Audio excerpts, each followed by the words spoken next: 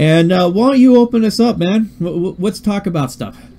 Sure, man. Well, you know what's been weighing heavily in my mind is watching these high school kids be juiced by the ghouls of the corporate media, the ones that had to put up with the horror of watching their classmates get gunned down while count them, four sheriff's deputies armed were cowering behind their cars. It just came out in corporate media today that I saw that there's 4 armed cops that didn't do anything to help the kids, and the same sheriff, you know, these are all sheriff's deputies because their school resource officer is a sheriff's deputy, and then 3 other deputies. They're all outside hiding behind a car while these kids are getting murdered. And also, I just uploaded a video a few days back where I claimed that that kid David Hogg, whose father is a former FBI agent, was being fed lines, and I was saying that all this is scripted, and no, they're not crisis actors. That's some conspiracy theory crap that I believe the corporate media promotes so as to discredit any real you know, critical analysis of the 4th branch of government, which is the media. And you know, I'm gonna climb on top of the pile of crap and crow as a rooster. Students at that high school that wanted to talk about, you know, arming people to defend the students weren't allowed to be in some of these town hall meetings, and they're like members of the junior ROTC from the high school, and their voices were silent because they weren't willing to go off of the script that corporate media was feeding them. And that's the high school kids' exact words. I wanted to. You know, I wrote my own questions, but they wouldn't let me, and they handed me scripted questions to ask at the town hall. So I called it. It was scripted. These kids are being used as political pawns, and it's freaking disturbing. It's really, really disturbing to watch shameless political hacks shove traumatized children in front of news cameras and use them.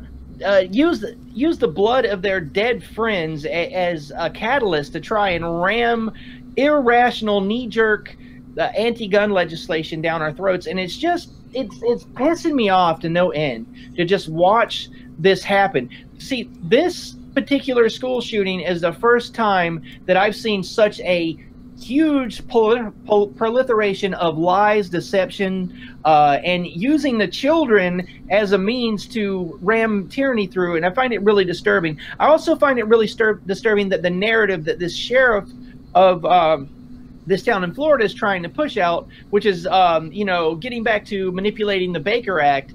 And, you know, it's come out in the media that this sheriff is, you know, in charge of a pig pen full of cowards. But hey, can you hand me and my pig pen full of cowards the power to scour through social media and put people in prison, well, put people in medical prison, in mental institutions, force drugs down their throats, and at our whim? Will you give us that discretion? You know, it's insane that they're even asking for anything with this much cowardice. You know, like how could they ask for anything at all other than, you know, our forgiveness? I mean, this hasn't been a failure of you know, society to keep guns away from children. This is a failure of law enforcement. I mean, let's look at the facts here. There was 20 calls for service over the time leading up to this mass shooting to local law enforcement. They got 20 calls about this kid. The FBI was called and made aware of his psychotic, violent social media postings. Nothing was done about it. You know, the school resource officer and 3 other sheriff's deputies, armed deputies, and I bet you dollars to donuts that they had at least one AR-15 in the back of one of their cars.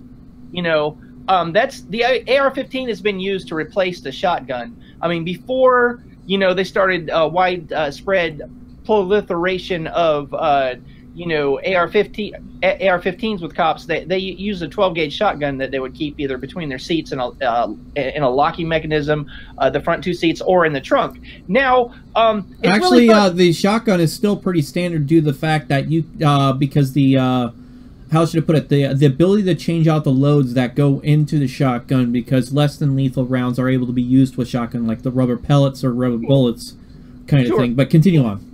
Yeah, I shouldn't be making such blanket statements, because all the different departments and police bureaus around the country are having different configurations. But I mean, the AR-15, before the AR-15 became so prolific, it was mostly just the sidearm and the 12 gauge.